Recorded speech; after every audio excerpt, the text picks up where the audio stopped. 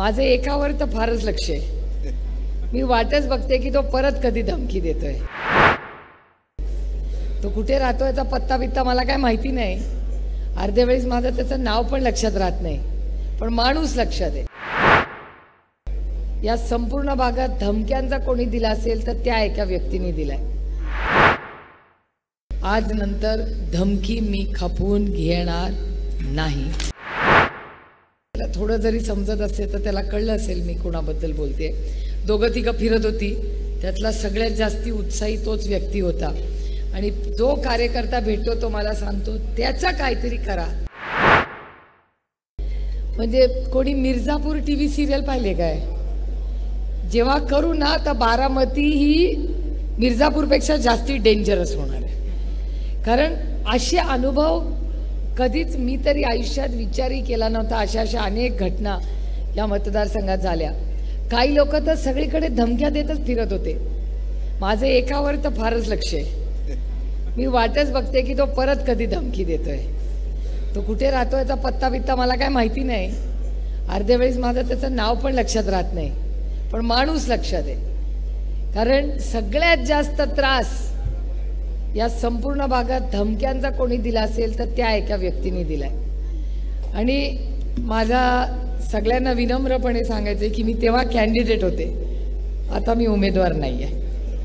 त्यामुळे आज बारामती लोकसभा मतदारसंघात असले जर लोक फिरत बसले ना तर त्यांचा करेक्ट कार्यक्रम कसा करायचा आहे मला माहिती आहे।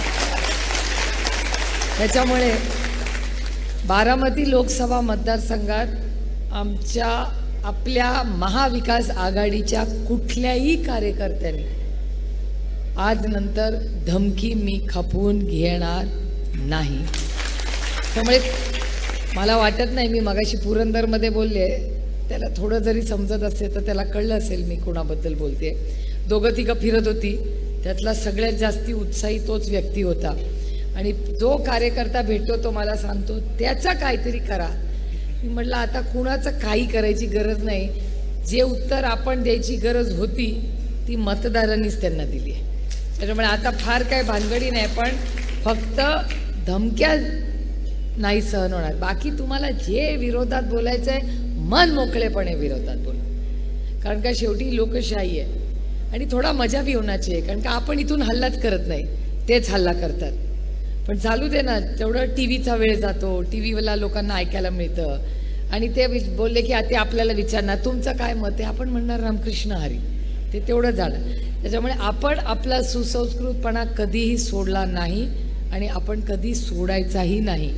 पण जर आपल्या सहकार्यां कार्यकर्त्यांना त्या वारंवार परत धमक्या आल्या तर इस टाइम करारा जवाब मिलेगा। कारण का ही आपली संस्कृती नाही।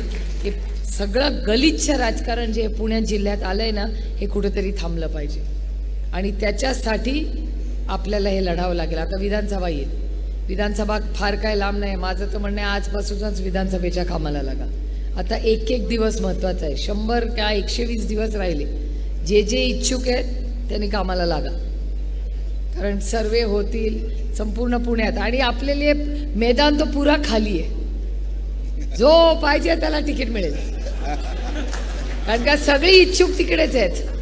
त्याच्यामुळे आपल्याकडे तो काही प्रॉब्लेम नाही। आणि मी मगाशी रोहितचं भाषण ऐकत होतं, रोहितनी फार जोरात सांगितलं की बँक पण आपण लढवणार। रोहित, मला काही प्रॉब्लेम नाही बँक लढायची, पण मला एक फक्त सूचना आहे तुला की बँक जरूर लढा, जरूर जिंका, पण कुठलीही ब्रांच आपली सत्ता आल्यानंतर 24 तास चालणार नाही। वो नाही होगा। एवढी माझी एक आत्या म्हणून तुला विनंती आहे बाबा, तू चालव बँक, पण 24 तास चालू नको बाबा, बाकी तू काही कर।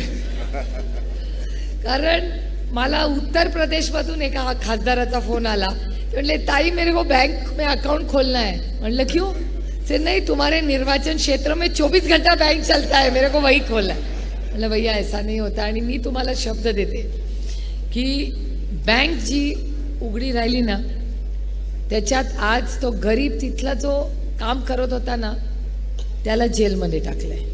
तो गरीब आहे, कष्ट करणारे, मेरिटवर त्याला ती नोकरी मिळाली, त्याची एक बायको आणि त्याची लहान मुलं आहेत। तो निर्णय त्याचा नव्हता, तो निर्णय कोणीतरी त्याच्या मागे आहे, ज्यांनी त्याला ती बँक उघडी ठेवायला लागली.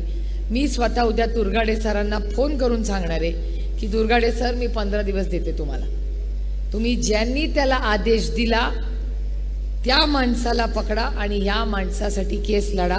आणि तुम्ही लढला नाही तर त्याच्यासाठी आम्ही सगळे केस लढू.